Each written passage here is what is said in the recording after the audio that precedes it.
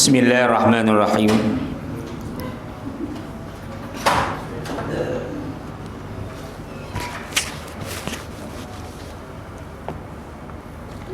Assalamualaikum warahmatullahi wabarakatuh. Alhamdulillahi rabbil alamin. Wasi'al azimil ifdal. Wassalatu wassalamu ala Sayyidina Muhammadin al-mab'uthu litatmima makarimal akhlaq al-mufaddalu ala kafatil makhluqati ala al-itlaq wa ala alihi masabih as-sunnatil a'lam wa ashabihi al-badilina anfusahum litawdih as-syara'i' wal ahkam wa ala sairil a'immatil mujtahidin al-qa'imina bihifzi namusiddin, amma ba'du. Yang Allah muliakan para jemaah musalla ziyadatul iman yang dirahmati Allah. Alhamdulillah, setiap ba'da subuh ahad keempat kita rutinitas membuka kitab At-Tibyan fi adab hamalatil Quran, karya daripada Imam Nawawi Asy-Syafi'i. Karya ini tentang bagaimana adab kita mengkaji Al-Quran, bagaimana tasawuf itu menjadi dasar pokok kita untuk memahami Al-Quran dan Sunnah. Adab-adab kita di dalam mengajarkan ilmu dan adab-adab kita dalam menuntut ilmu. Kelebihan daripada kita beramal saleh, kelebihan-kelebihan kita diberikan Allah Subhanahu wa taala dunia dan akhirat ketika kita ingin meninggikan ilmu, majelis ilmu, khususnya adalah tentang adab-adab kita untuk memahami kitabullah dan sunnah Rasulullah sallallahu alaihi wasallam. Mari sama-sama kita memanjatkan ulumul Quran sebelum kita lanjutkan ta'lim kita. Lin Nabi Muhammadin sallallahu alaihi wasallam, ya Rasulullah wa ala azwajihi wa alihi wa ahli baitihi wa dhurriyyatihi ajma'in والأولياء والصالحين والأنبياء والمرسلين والملائكة المقربين ولآبائنا ولأمهاتنا ولجدنا ولجداتنا ولأساتذتنا ولمعلمنا ولمشايخنا ولجميع المسلمين والمسلمات والمؤمنين والمؤمنات الأحياء منهم والأموات، khususan li sahibil muallif kitab At-Tibyan fi adab hamalatil Quran li Abi Zakaria Yahya bin Syarifuddin An-Nawawi Asy-Syafi'i wa nafa'ana bihi wal muslimina bi ulumihi wa bi ulumin jami'al ulama, amin ya Allah. Ya Allah, ya Tuhan kami, berilah keberkahan kepada kami di dalam majelis ilmu ini, di dalam majelis kitab hadis, kitab akhlak, kiranya bermanfaat kepada kami, keluarga, anak maupun keturunan kami. Ya Allah, ya Tuhan kami, jauhkanlah kami, anak dan keluarga kami dari segala malapetaka, bencana, fitnah dunia maupun fitnah akhirat. Jauhkanlah kami dari segala kemurkaan-Mu karena kebodohan dan ketidaktahuan kami. Jauhkanlah kami, anak dan keluarga kami dari segala cobaan yang tidak sanggup kami memikulnya. Ya Allah, ya Tuhan, anugerahkanlah nikmat kepada kami, anak dan keturunan kami, menjadi imaman lil muttaqin, menjadi pemimpin bagi orang-orang yang bertakwa. Anugerahkanlah kepada kami, anak dan keluarga kami, umur yang panjang lagi berkah. Karunialah kesehatan, kemajuan dan kesuksesan segala amal usaha yang kami lakukan. Ya Allah, ya Tuhan kami, anugerahkan kami, anak dan keluarga kami, umur yang panjang lagi berkah. Karunialah kesehatan, kemajuan dan kesuksesan segala amal usaha yang kami lakukan. Begitu pula ya Allah, jauhkan kami, anak dan keluarga kami dari segala gangguan tipu daya muslihat, baik yang datangnya daripada golongan jin maupun manusia. Anugerahkanlah kepada kami ya Allah, kepada orang-orang yang telah pernah berbuat baik kepada kami, khususnya mereka ya Allah yang membantu jihad di dalam dakwah kami ini ya Tuhan. tinggikan derajat mereka dunia dan akhirat bi barakati al-Fatihah. A'udzu billahi minasyaitonir rajim. Bismillahirrahmanirrahim. Alhamdulillahi rabbil alamin. Arrahmanir rahim. Maliki yaumiddin. Iyyaka na'budu wa iyyaka nasta'in. Ihdinas siratal mustaqim. Siratal ladzina an'amta 'alaihim ghairil maghdubi 'alaihim waladdallin. Amin. Alhamdulillah. Kalau ada yang membawa kitabnya ya, sudah sampai halaman 25. Jadi Imam Nawawi ini, kenapa tadi kita katakan kitab ini adalah tasawuf? Karena ulama-ulama, jadi rujukan beliau banyak ulama-ulama sufi yang sangat terkenal. Di antaranya adalah Imam As-Sirri rahimahullah, gurunya Imam Junaid. Begitu juga Dhunnun, seorang ulama sufi yang sangat terkenal, yang sangat luar biasa, wali Allah yang berasal dari Mesir. Termasuk juga Imam Al-Qushairi. Begitu juga kalau kita membaca kitabnya Ibnul Qayyim Al-Jauziyah, Madarijus Salikin. Ketika orang-orang anti tasawuf, padahal mereka merujuk kepada ulama-ulama yang cinta sufi, cinta tasawuf. Kita katakanlah Ibnu Taimiyah. Ibnu Taimiyah banyak sekali mengamalkan cara-cara sufi sampai di akhir hayat beliau di penjara.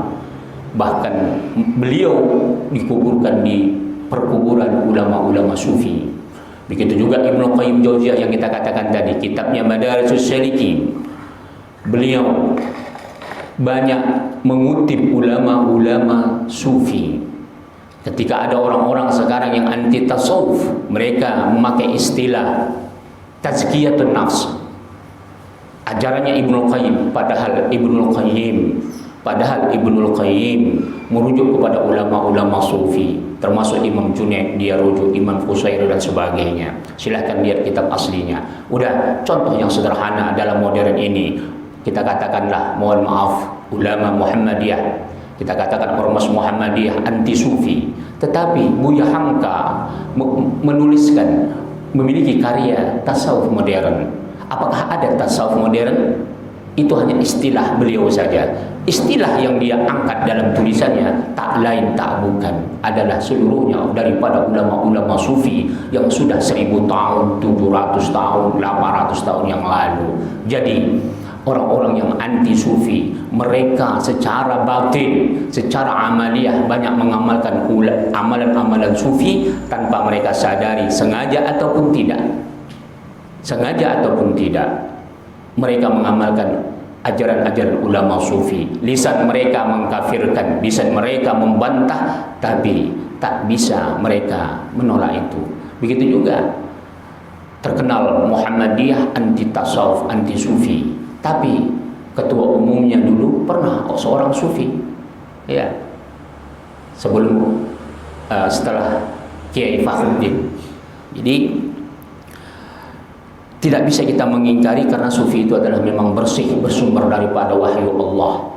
Dan istilah sufi itu sudah ada sejak zaman Rasulullah Sallallahu Alaihi Wasallam. Makanya kamar-kamar yang terdapat di dalam Masjid Nabawi pada masa Allah disebut Suffah. Jadi ahlus suffah itu adalah mereka-mereka orang-orang muhajirin yang mereka kaya, yang mereka berjihad habis hartanya untuk di dalam jihadnya. Itu disebut oleh Ibnu Khaldun, oleh para ulama-ulama ahli tafsir di dalam tafsir mereka, termasuk Imam Jalaluddin Al-Mahalli dan Imam Jalal As-Suyuti. Mereka menyebut ahlus suffah. Dan ini ribuan ulama kita telah menyaksikan sejarah itu. Mereka semuanya disebut dengan ahlus suffah. Jadi kalimat suffah atau sofa itu asal katanya adalah bersih, yang suci. Jadi walaupun kita pagi yang berbahagia ini bukan mengkaji kitab tasawuf, tapi tidak bisa dilepaskan daripada ajaran-ajaran sufi, bagaimana kita beradab tentang ilmu. Kemarin judulnya adalah halaman 23, fi adabi muallim, al-muallimil Quran wa muta'allimuhu. bagaimana adab-adab seorang guru dalam mengajarkan Al-Quran, dan bagaimana cara adab-adab mengajarkannya. Kalau kemarin termasuk adab orang yang menuntut ilmu, ya. Bagaimana adab-adab orang menuntut ilmu. Jadi ini penting diketahui, karena ulama-ulama kita setiap menjabarkan kitab, kita katakanlah Imam Nawawi ini, dia menyusun kitab Syarah Muhadzab, itu Pak, puluhan, itu hampir 1 meter tebalnya. Syarah Muhadzab sangat tebal sekali. Mukaddimahnya tetap bagaimana adab talib, adab seorang pelajar, adab-adab orang yang menuntut ilmu. Begitu juga ulama-ulama yang lain. Ketika menggoreskan berbagai macam ilmu tentang keagamaan, yang pertama kali adab. Kenapa? Kalau kita nggak punya adab, berapa tahun pun kita menuntut ilmu, tak ada keberkahan. Nah, ini penting ya.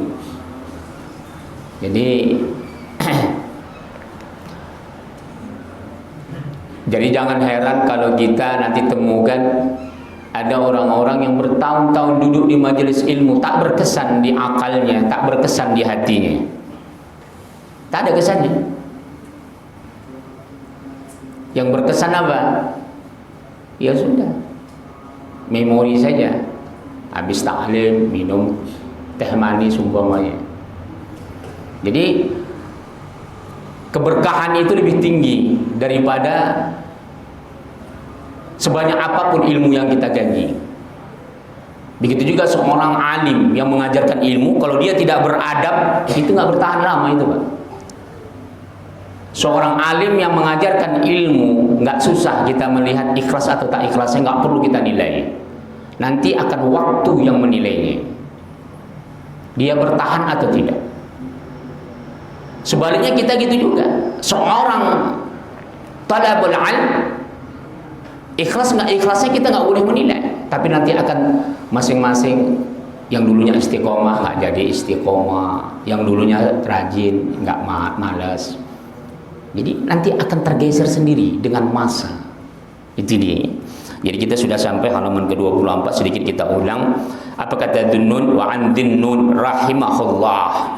Dunnun ada seorang wali Allah, ya. Banyak karya-karya beliau menjadi rujukan ulama-ulama kita. Bagaimana etika adab beliau, bagaimana beliau selalu mengajarkan kepada umat tentang hakikat ma'rifat, dan bagaimana safa'ut tauhid, bagaimana hakikat ma'rifat dan kebersihan tauhid. Karena memang di Arab dulu khurafat itu mengerikan, Pak. Jadi kayak mana hebatnya raja jin di Indonesia, lebih hebat di Arab, apalagi Mesir. Coba itu jin Fir'aun mana lebih hebat daripada jin Ken Arok? Ya, Bapak pernah lihat nggak jin Ken Arok?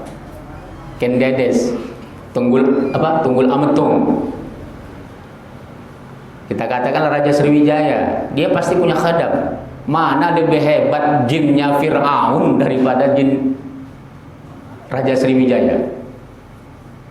Jadi kalau kita khurafat, Arabnya duluan, apalagi Mekah. Itu mengerikan. Kalau nyembah-nyembah setan duluan di sana. Coba nanti Bapak pernah ingat, coba memori kita. Sejarah tentang Harun dan Marut. Itu sudah ribuan tahun sebelum Rasulullah SAW lahir. Itu semuanya adalah umat yang dihancurkan oleh raja-raja setan. Kita belum pernah Indonesia seperti Harun dan Marut, ya kan? Nah, disinilah wali-wali Allah itu bagaimana membersihkan umat daripada, bagaimana bisa hakikat ma'rifat. Apa yang dikatakan hakikat ma'rifat? Kita, Pak, kita salat, kita mengenal Tuhan kita meskipun tak bisa kita lihat dengan mata zahir, tapi kita melihat Allah dengan mata batin sama kayak kita melihat mata zahir kita. Bisa paham?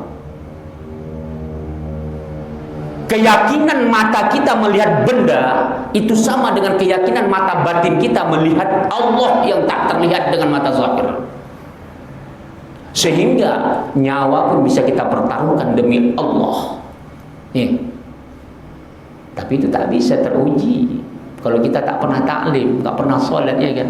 Wah, aku beriman kepada Tuhan, Ustaz, ya kan? Solat enggak solat, disuruh jihad takut, ya bukan jihad perang, jihad taklim lah. Jihad dia bangun malam solat, ngantuk Ustaz, main gaplek, kalau itu tak ngantuk aku Ustaz, katanya, ya kan? Kalau main gaplek nggak ngantuk dia. Kalau begadang jaga malam, saya nomor 1 Ustaz, saya pakai pedang saya, katanya.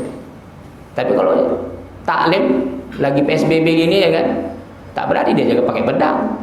Malah dia pula melaporkannya ke gubernurnya, kan, itu Ustaz itu kurang ajar itu Pak, katanya. Buka taklim pula dia PSBB ini, katanya. Tangkap, datang kemari, ya kan? Jadi jihadnya salah. Kita boleh jaga malam, begadang, tapi jangan lupa tahajud, ya. Ini jaga malam tahan, tahajudnya 2 rakaat berat. Tak usahkan tahajud, sholat isanya pun enggak.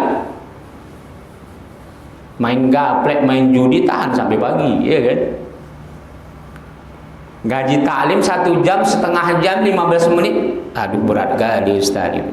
Padahal tetangga kita, anak kita semuanya telah kita saksikan banyak yang meninggal dunia, terkubur di makbarah, di kuburan-kuburan di mana saja.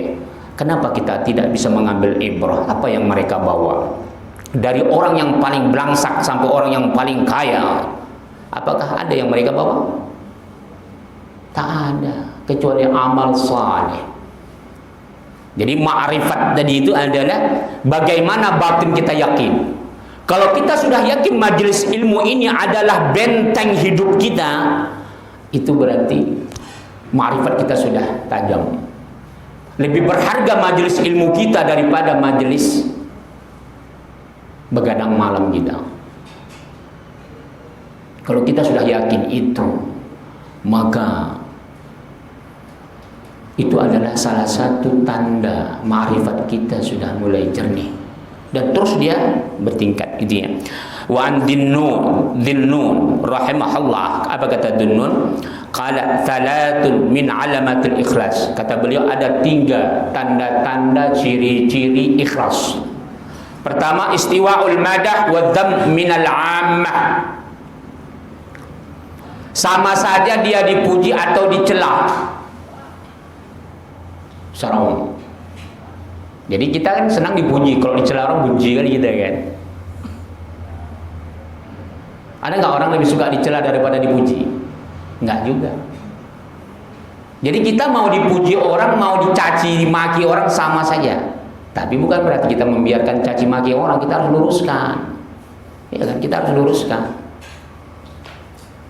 Bagaimana cara meluruskannya? Dengan kita memberikan pengertian, pendidikan dan sebagainya. Kalau nggak mau juga ya sudah, biarlah Allah yang akan memberikan teguran sama dia. Itu ya. Sama saja. Kemudian bahwa nisyanu ru'yatul amal fil a'mal.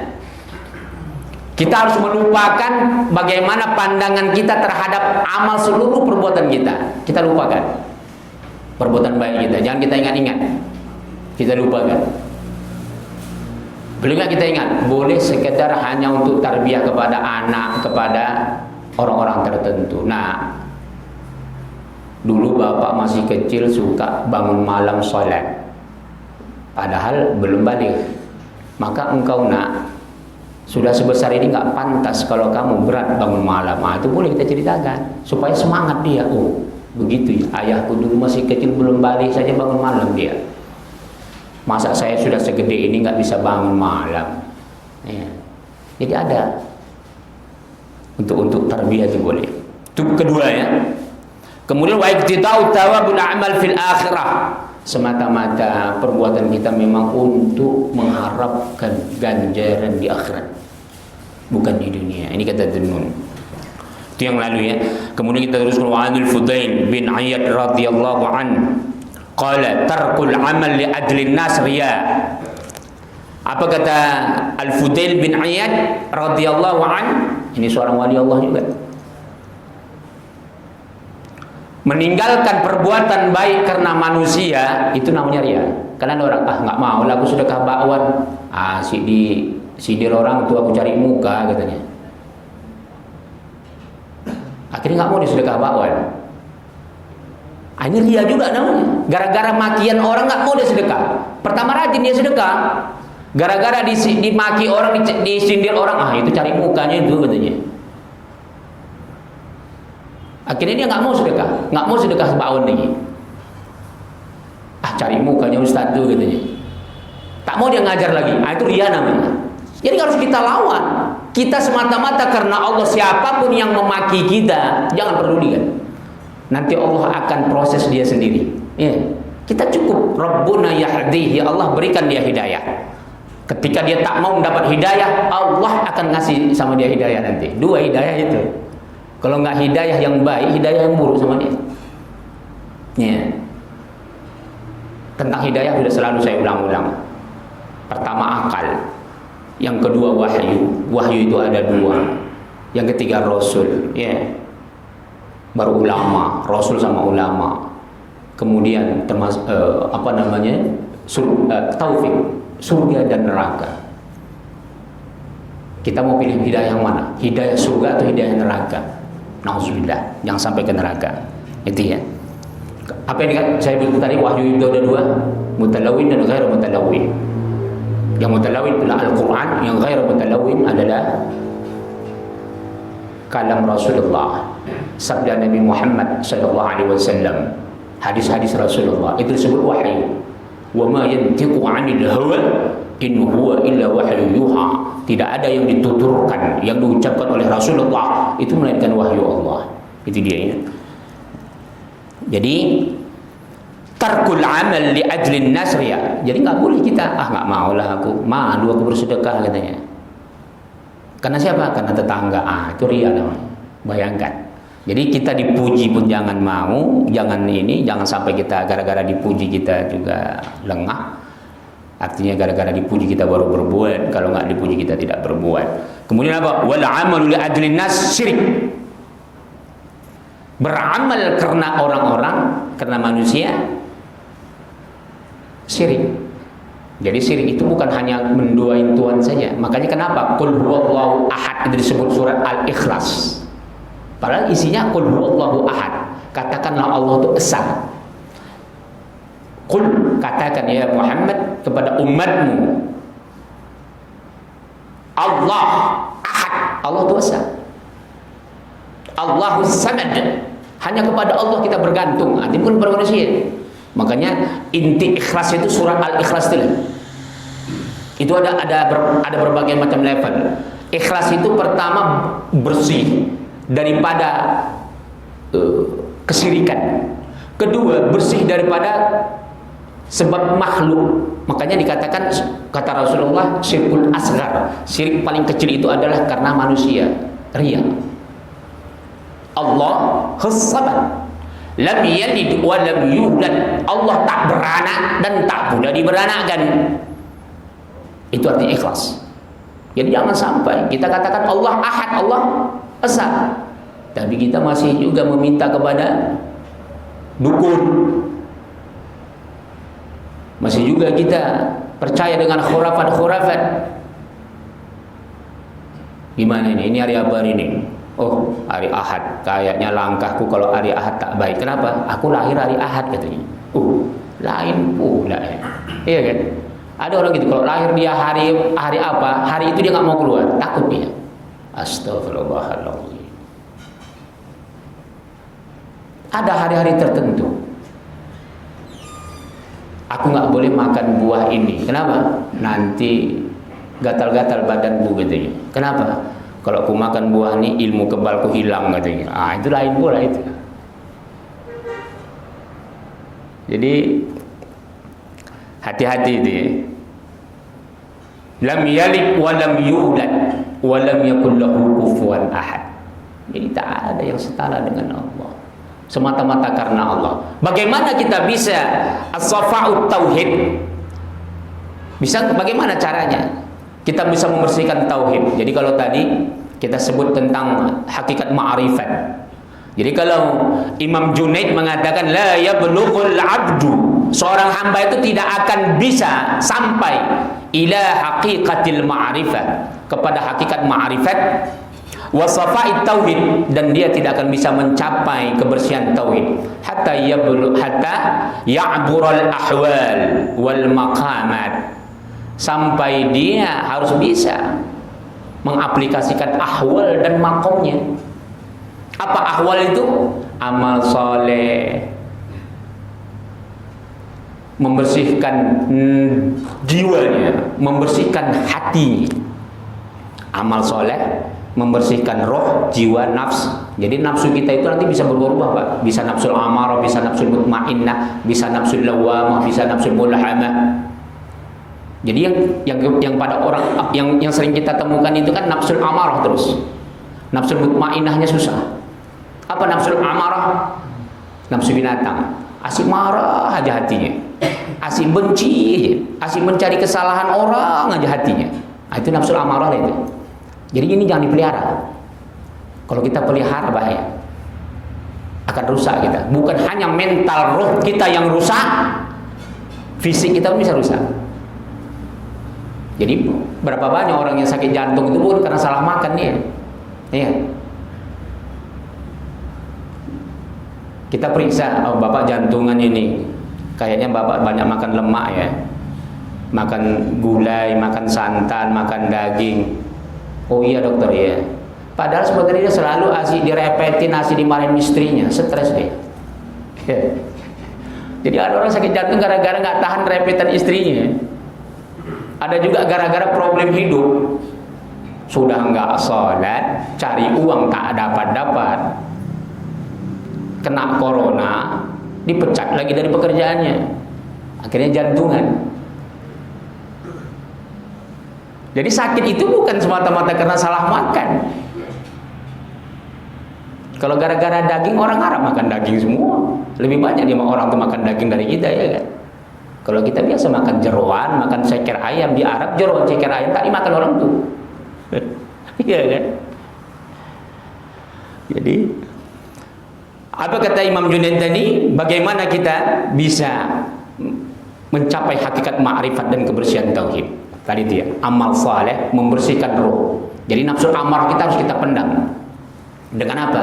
Nafsul mutmainnah. Paling tidak belum sampai nafsul mutmainnah mulhamah. Jadi kita merasakan bagaimana nafsu kita itu mengajak, tapi nafsu juga bukan bahasa Indonesia ya. Nafsu roh kita tadi itu selalu kita arahkan dengan akal kita untuk berbuat baik, untuk bertakwa, sehingga nafsul amarah tadi, tingkatan nafsu yang terhadap martabat nafsu terhadap diri kita itu bisa terus kita kontrol. Dengan apa? Dengan ta'lim. Tadi itu dengan amal saleh. Jadi membersihkannya dengan amal saleh, dengan zikir, astaghfirullahalazim, dengan istighfar, dengan la ilaha illallah, tidak ada Tuhan selain daripada Allah. Itu lagi. Kemudian apa? Ahwal, maqam, level. Kita terus tingkatkan. Ya Allah, tetanggaku dia bisa bangun malam, kenapa aku enggak? Padahal tetanggaku jabatannya Grab, motor, ojek online. Saya bukan ojek, punya mobil, masa nggak bisa tahajud malam ya? Kita cari makom kita. Kenapa rumah kita kaya, tetangga kita ngontrak, rajin ke musala? Makomat. Level kita cari. Masa level saya serendah ini? Sudah rumah saya gedung permanen, bayar pajak. Tetangga saya nggak pernah bayar pajak. Kenapa? Ngontrak, kemudian nggak bayar pajak lah. Dia rajin ke musala, masa saya enggak? Maka kita cari makom kita, makom istiqomah.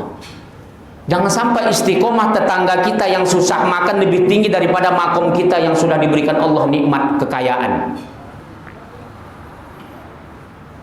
Kemudian apa? Makom sabar diantaranya. Jangan sampai makom sabar tetangga kita lebih tinggi padahal dia orangnya sakit-sakitan, miskin lagi, sabarnya lebih tinggi. Kita punya segalanya, sabar kita nggak ada. Belum lagi makom warok, tarkus subhat. Apa yang dikatakan warok? Meninggalkan perkara yang subhat. Nggak usahkan yang haram, yang subhat juga dia jauhin. Ya Allah, berapa banyak orang-orang yang bekerja keras, mereka bisa mempertahankan istiqomah makan yang halal. Kenapa saya, Gubernur Bank Indonesia, gajinya sudah 220 juta lebih, kok masih mau korupsi ya? Itu makom namanya. Jadi awal makom itu kalau belum kita capai, kata Imam Junaid, maka jangan mimpi kita bisa menemukan hakikat ma'rifat dan kebersihan tauhid. Jangan kita terlalu banyak membawa istilah tauhid, tapi perilaku kita masih jauh. Jangan sampai kita duduk di majelis ilmu selalu berbicara tentang tauhid, tapi perilaku kita masih jauh daripada amal saleh, membersihkan roh, jiwa, dan membersihkan qalbu, hati. Hati itu sama dengan akal ya. Jadi akal itu letaknya di ras dan di qalbu. Jadi kalau sudah akal kita yang bisa mengendalikan nafsu kita, maka dia akan menjadi manusia yang baik. Tapi akal yang bagaimana? Yu'til hikmata wa ma yu'tal hikmata faqad utiya khairan katsira wa ma yadzakaru li ulil albab. Yu'til hikmata may yasha. Allah memberikan hikmah itu kepada siapa yang dia kehendaki. Wa may yu'tal hikmah faqad utiya khairan katsira.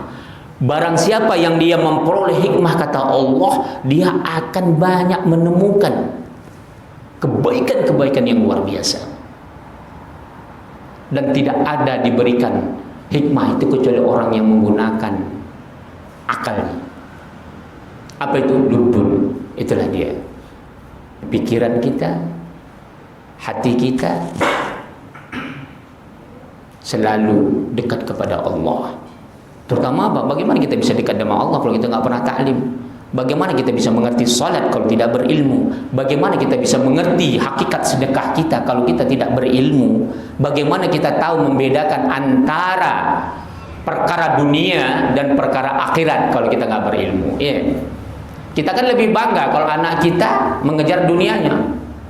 Kenapa? Karena kita nggak tahu akhirat itu kelebihannya apa. Karena kita tidak ada ilmu tentang itu. Makanya kalau anak kita sekolah umum, mati-matian kita mendidiknya, nak kau sekolah ya, jangan sampai nggak sekolah, pukul. Tapi kalau sekolah agama, udahlah, paling-paling gitu-gitu aja, baca alif-alif gitu. Pergilah kau sana belajar agama musola sana, daripada di rumah nganggui ayah tidur katanya. Iya kan? Jadi kalau ada pekerjaan rumah pun ayahnya, mamanya diam aja, nggak mau nyuruh anaknya belajar. Kenapa? Menganggap agama enteng.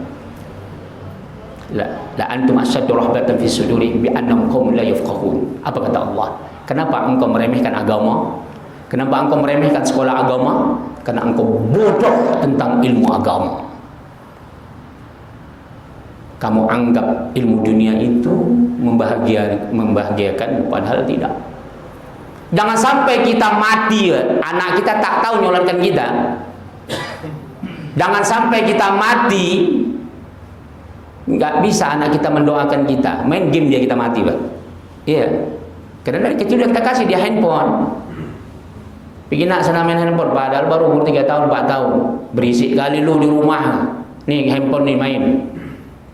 Main game aja dia, mati ayahnya main game dia. Iya. Nah, itulah dia. Jadi wal ikhlas ayu'afikallah min huma. Jadi ikhlas itu bagaimana Allah itu bisa meredoin, bisa bisa memberikan keredoannya terhadap apa yang kita lakukan itu. Wa ansal at-Tasajjari rahimahullah qala nazrul aqyas fi tafsir al-ikhlas falam yajidu ghayra hadha an takuna harakatuhu wa sukunu fi sirrihi wa alaniyati lillahi ta'ala wahdah. Jadi kata Imam Syahal ini juga adalah wali Allah. Beliau mengatakan gerak kita, diam kita, gerak kita, diam kita, sama ada yang tersembunyi, yang tidak kelihatan maupun yang kelihatan, itu semata-mata karena Allah, semata-mata karena Allah. La yumazizuhu syai'un la nafsun wala hawa wala dunya. Jadi kita tidak ingin tahu bermujamah gombal di depan orang kita baik, ya kan, di belakang kita benci. Kemudian tidak ada. Jadi bukan karena hawa nafsu kita, bukan karena dunia, tapi semata-mata karena Allah. Wa anis sarri rahimahullah. Kemudian ada juga wali Allah. Ini lahirnya tahun 160, meninggalnya 251 Hijriah. Berarti sudah 1200 tahun umur beliau. Siapa wali Allah Imam Syarri ini? Gurunya Imam Junaid, pamannya dan gurunya. Subhanallah. Coba 1000 tahun lebih ilmunya kita baca sampai sekarang, Pak. Mudah-mudahan kita bisa gitu ya. Makanya kita setiap majelis ilmu itu kita berdoa, ya Allah anugerahkan kami anak dan keturunan kami menjadi imaman lil muttaqin. Itu Rasul yang menyuruh doa itu. Insya Allah nanti kita temukan hadisnya, walaupun sebenarnya di dalam Quran juga ada doa itu, tapi nanti dalam kitab Muwatta insya Allah minggu Ahad depan itu sudah sampai kita hadisnya. Doa Rasulullah, Allahumma ja'alni imaman lil muttaqin. Ya Allah, jadikanlah aku menjadi pemimpin bagi orang-orang yang bertakwa. Itu gak gampang itu, Pak, jadi pemimpin orang bertakwa. Kalau pemimpin orang fasik gampang, ya kan? Iya. Tapi menjadi pemimpin ulama, itu berat itu. Tapi itulah yang kita minta sama Allah. Nggak bisa kita mendapatkan imam, pemimpin orang yang bertakwa anak kita. Nggak bisa anak kita, cucu kita. Makanya doa kita, meskipun kita belum punya dzurriyyah sampai ke cicit, setiap kita taklim di sini, di mana saja, kita minta doa untuk anak dan keturunan kita. Itu ya. Apa kata beliau? Kata Imam Syarri ini, subhanallah, 1200 tahun lebih ilmunya kita baca. Dibaca ulama-ulama seluruh dunia. Kitab Tibian ini seluruh dunia baca, Pak. Karena Imam Nawawi ini adalah seorang ulama marjak, rujukan untuk mentarjih kaul Imam Syafi'i. Karena Imam Syafi'i punya dua kaul qadim dan kaul jadid. Kaul qadim ketika beliau di Baghdad, kaul jadid ketika beliau di Mesir. Bagaimana fatwa-fatwa Imam Syafi'i bisa diamalkan sekarang ini oleh Syafi'iyah seluruh dunia, dan mazhab terbesar Imam Syafi'i adalah mazhab terbesar di dunia itu mazhab Imam Syafi'i, dan rujukannya adalah Imam Nawawi ini. Jadi jangan coba-coba ada orang mengambil-ngambil ucapan Imam Syafi'i kalau dia belum membaca tarjihnya Imam Nawawi, karena dia nggak akan tahu nanti mana kaul Imam Syafi'i yang boleh diamalkan, mana yang tidak. Ini Imam Nawawi ini luar biasa. Saking cintanya ilmu, lupa sakit, lupa umur, meninggal belum sempat menikah. Ini, Pak, orang Syria. Tidak ada ulama yang tak kenal Imam Nawawi, bukan Syekh Nawawi Al-Bantani. Kalau Syekh Nawawi Al-Bantani orang Banten. Beliau juga ulama, tapi beliau tetap rujukannya kemari. Nah itu ya. Jadi Imam Nawawi luar biasa. Apa kata wali Allah Imam Syarri?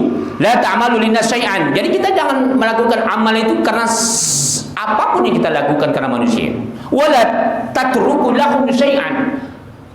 Jangan ada karena sesuatu apapun kita tinggalkan mereka. Artinya yang tadi itu sama. Jangan sampai kita nggak mau melakukan kebaikan. Itu saya nanti kalau sedekah takut dibilang riya, atau karena kebencian. Kan ada gitu, kita nggak mau membangun jalan gara-gara benci. Aku benci oleh kampungnya, tak mau aku bangun katanya. Ada duit aku tapi tak mau ngasih, benci oleh aku. Nggak boleh ya. Nah, itu riya namanya. Wala taghuddu lahum syai'an, dan tak ada sesuatu pun yang menyebabkan kita untuk menutup diri, menutup amal perbuatan kita. Wala taksifu lahum syai'an, begitu juga jangan sampai tidak ada apapun yang bisa membuka kita untuk mereka. Jadi jangan ada gara-gara sesuatu kita mau melakukan kebaikan semua orang lain. Wa anil Qushairi, ini wali Allah juga, Imam Al-Qushairi sangat terkenal ini, wali Allah. Beliau mengatakan afdhalus sidq istiwa'u sirr wal alaniyah. Apa yang dikatakan ikhlas, sebaik-baik as-sidq.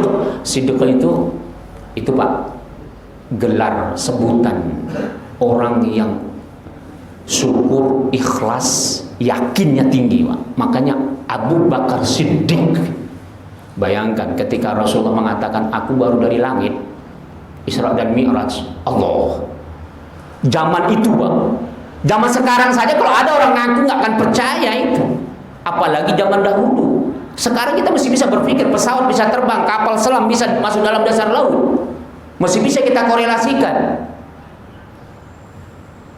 Bagaimana sinar laser bisa menembus antariksa.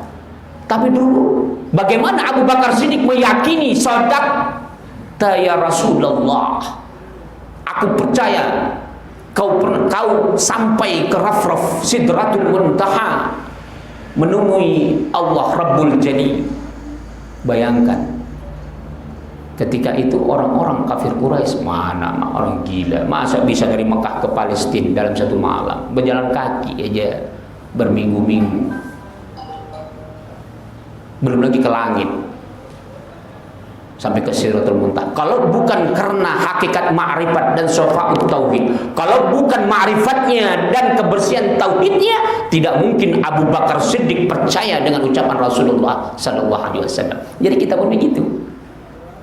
Kalau kita yakin majelis ilmu ini adalah benteng diri kita, menyelamatkan kita, kita kerja apa saja Pak, dengan duduk kita berapa menit di majelis ilmu ini, bisnis kita insya Allah dilindungi Allah.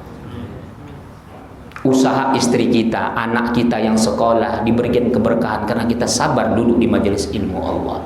Itu kalau kita yakin, makrifat kita yakin, kebersihan tauhid kita yakin, tidak ada yang sia-sia. Saya menyaksikan, saya masih hidup menyaksikan berapa banyak orang-orang yang dia itu bukan orang agama, bukan orang agama. Banyak orang yang mereka bisnis di marketing, bisnis properti, bisnis di real estate. Itu mereka yang ikhlas dalam majelis ilmu, berkah dunia akhirat sampai meninggal. Udah, Bapak nggak usah percaya cakap saya. Kalau nggak percaya saya ucapkan ini, Bapak lihat jemaah tabligh. Itu Pak, jemaah tabligh itu bukan orang ahli agama. Bapak saksikan silahkan jemaah tabligh. Itu ada jenderal, ada pengusaha, ada pilot, ada konstruksi, ada engineering. Bapak saksikan itu seluruh dunia. Coba, apakah bangkrut bisnisnya? Seorang pengusaha besar di Malaysia, dia punya market, cabang market yang besar di Malaysia, itu masuk jemaah tabligh. Tapi nggak pernah bangkrut itu bisnisnya, malah berkah, malah subur. Saya pernah jumpa seorang ada namanya dikenal namanya Rajab, pengusaha besar Pak di Mesir, punya cabang market banyak. Seperti ya kita katakanlah market kita ini, kayanya luar biasa. Ya Allah ya Tuhan, pakainya sederhana, nggak pernah tinggal di majelis ilmu, marketnya nggak pernah bangkrut, semakin subur, tapi ikhlas. Jangan kita, itulah pentingnya adab ini kata Imam Nawawi.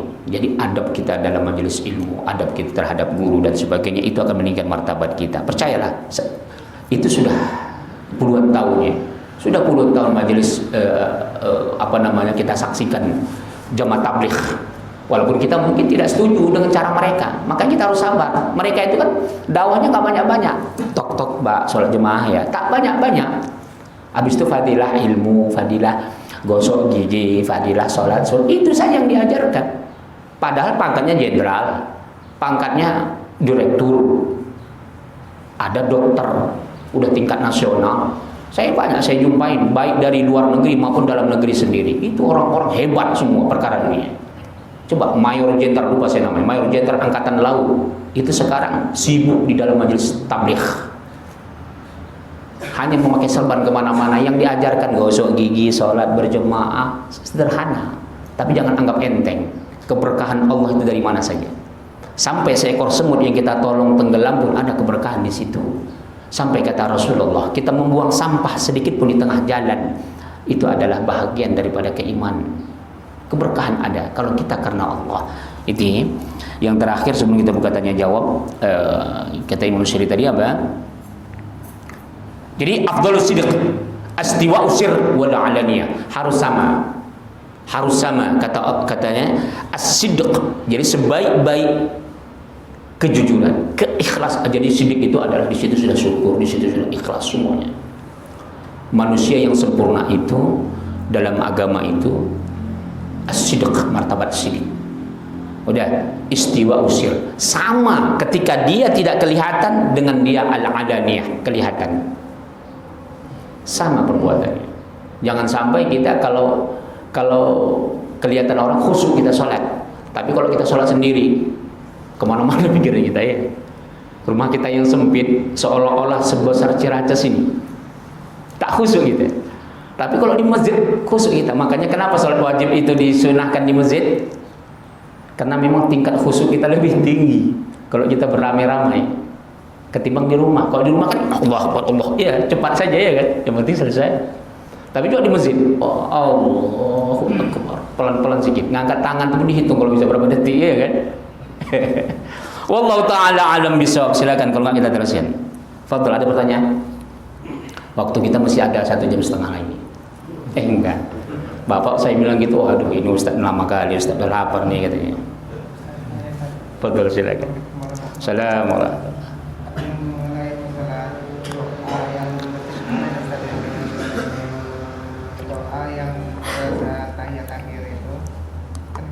Nggak hafal doanya, tapi dalam hati itu boleh nggak Ustaz? Atau mungkin dalam keadaan sujud doa yang Ustaz yang semalam itu yang masalah kita kubur itu ya, kayak jahanam sama nantinya akhirat itu aja ya. Alhamdulillah Rabbil Alamin. Jadi tadi malam kita mengkaji kitab Muwatta, ada Rasulullah mengajarkan doa. Walaupun sebenarnya dalam kitab Al-Mughni wa Syahrul Kabir di musola ini sudah lama kita pelajarin itu. Bahkan di situ disebut satu judul. Jadi Rasulullah setiap habis tahiyat, innaka hamidum majid, itu doanya banyak sekali Pak. Apa saja kita boleh pilih. Nanti Imam Nawawi juga ada mengangkat khusus doa saja. Imam Nawawi ini punya kitab Pak, khusus doa saja ada. Nanti kita temukan itu doa Rasulullah paling banyak selatan. Tapi ternyata ada satu doa yang nggak pernah ditinggalkan oleh Rasulullah. Bahkan sampai ulama mensunahkannya, membuat sebuah tema khusus. Apa doanya itu? Allahumma inni a'udzubika min fitnati adzabil qabr. Ya Allah, aku berlindung daripada fitnah azab kubur. Wa a'udzubika min fitnati adzabi jahannam. Ya Allah, aku berlindung kepadamu ya Tuhan daripada fitnah azab jahannam. Jadi jangan sampai azab kubur kita kena fitnah azab kubur. Sebab apa? Mungkin kita nggak pernah ta'lim, kita nggak pernah sedekah, kita berbuat maksiat, lebih banyak maksiat daripada ini. Itu baru azab kubur. Itu dari hadis yang sahih sampai hadis yang dhaif banyak. Kemudian wa'udzubika min fitnatil mahya wal mamat. Ya Allah, jauhkan aku daripada fitnah sebab kehidupan dan kematian. Sebab fitnah hidup dan fitnah mati. Apa fitnah hidup? Inilah dia. Kehidupan kita sehari-hari, kita bisnis, kita berniaga, kita sekolah, kita kuliah, kita apa saja. Dalam kehidupan itu ada fitnahnya banyak. Ya Allah, aku berlindung kepadamu daripada fitnah itu. Artinya apa? Seandainya pun ada fitnah, Allah jaga hati kita, Allah jaga diri kita, kita tidak jatuh dalam fitnah dunia. Jangan sampai kita bangkrut terhina. Kita bangkrut kalau Allah ridho nggak apa-apa. Untuk apa kita kaya tapi Allah tak ridho? Biarlah kita bangkrut tapi Allah ridho. Tapi lebih baik lagi ketika kita kaya Allah ridho. Bagaimana Allah ridho kita kaya? Keluarkan zakatnya, keluarkan sedekahnya. Ini nggak sudah bangkrut tak sholat, Allah. Kalau itu habislah. Iya. Udah bangkrut nggak sholat.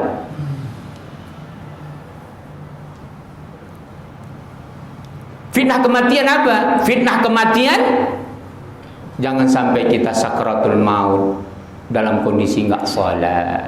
dalam kondisi maksiat. Coba di berita kemarin, Mbak, kakek-kakek umur 70 tahun mati di atas PSK.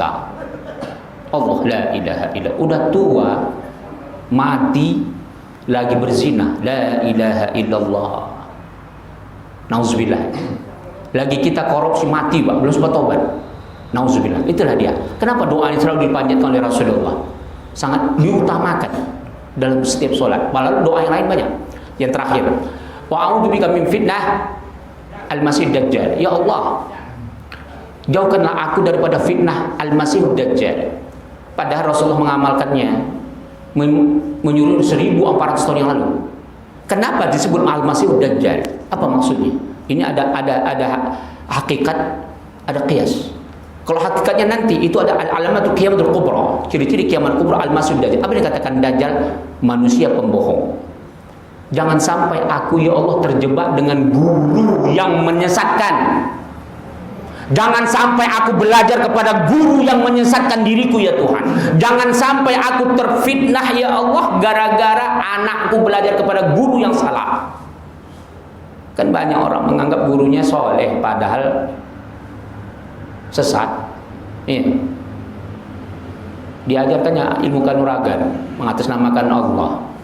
Diajarnya ilmu kesaktian, mengatasnamakan Allah. Diajarkannya, jadi kalau kemarin ada jemaah kita bertanya itu tentang masalah aurat, tentang masalah wirid-wirid, tentang masalah hizib, boleh nggak? Boleh. Tapi berapa banyak sekarang ini mengatasnamakan kiai, mengamalkan wirid-wirid aurat dan hizib, itu bercampur dengan jin. Itu saya saksikan. Nggak usah saya saksikan, teman saya akrab banyak, Pak. Tapi mereka sudah senang mengamalkan itu, nggak mau melepaskannya. Hizib itu amalan wali-wali Allah, harus bersih. Ini semua ulama-ulama yang saya sebut itu punya hizib. Tapi jangan sampai kita campur dengan kekuatan jin. Hati-hati itu. Silahkan kita bersolawat, berzikir. Makanya penting kita siapa yang mengasih mursyid, kita lihat biografi mursyidnya. Bukan hizibnya. Ada orang dulu pernah di sini bertanya sama saya, bagaimana Ustaz mengamalkan nubuah? Ini paling banyak diselewengkan. Amalan doa an-nubuah itu paling banyak diselewengkan, itu sudah bercampur dengan jin. Mengatasnamakan, oh ini kiai Ustaz dari pesantren terkenal dan sebagainya. Aduh, subhanallah. Saya menyaksikan jemaah kita sendiri di sini dari pesantren yang sangat terkenal. Nggak usah saya sebut pesantren yang nggak enak. Sangat terkenal. Itu disuruh persugihan sama kiainya. Potong ayam hitam. Dia Pak bisnis bakso kaya dia, Pak. Bayangkan tuh. Banyak nih saksinya di sini. Siapa yang saya sebut? Itu dari pesantren terkenal itu, Pak. Suruh zikir ini, zikir itu, tapi ambil bawa ayam ya. Pergi datang ke gunung, potong. Kaya, Pak. Akhirnya dia tobat, tapi udah sempat cacat. Sempat koma dia di kecelakaan, dia tahu ternyata itu ajaran sesat. Dia tobat. Uangnya, Pak, 1 miliar lebih di bank itu nggak mau dia ngambil. Karena saking takutnya dia. Dulu, bayangkan 1 miliar lebih. Dia cacat, nggak bisa bercakap normal. Hati-hati itu. Itu mengatasnamakan pesantren terkenal. Berapa banyak orang punya ilmu kebal dari pesantren terkenal juga. Oh, dia hebat kitabnya Ustaz, kitab kuning. Nggak usah kitab kuning. Mau kitab biru, kitab apa saja. Kitab politik saya kitab kuning, Pak. Nanti mau saya tunjukkan. Saya punya kitab politik, itu kitab kuning. Center for Politics Strategic Studies Middle East. Itu kuning kitab saya, banyak berjilid-jilid. Kitab porno pun kitab kuning. Jadi jangan sampai kita tersesatkan dengan itu. Itu dia ya. Bagaimana mengamalkan tadi katanya nggak hafal saya Ustaz. Saya baca bahasa Indonesia. Boleh dalam hati ya. Boleh. Tapi kan ada bukunya di masjid kita. Fotokopi saja. Fotokopi dia kan nggak susah kan Allah. Jadi teksnya itu ada 2. Boleh nggak usah pakai fitnah. Allahumma inna a'udzubika adzabil qabr. Boleh pakai fitnah. Itu sama-sama hadis sahih dan hadis dhaif. Teksnya berbeda-beda, ada seperti itu. Allahumma inni a'udzubika min adzabil qabr. Wa a'udzubika min adzabi jahannam wa a'udzubika min fitnah al-mahya wal mamat wa a'udzubika min fitnatil masih dajjal. Jadi masih dajjal itu sekarang ini guru-guru yang menyesatkan kita. Jangan sampai kita terjebak dengan guru-guru yang menyesatkan kita. Wallahu taala alam bisawab. Itu saja ya. Kita tutup. Al-Fatihah. A'udzu billahi minasyaitonir rajim. Bismillahirrahmanirrahim. Alhamdulillahirabbil alamin arrahmanir rahim maliki yaumiddin. Iyyaka na'budu wa iyyaka nasta'in. Ihdinas siratal mustaqim.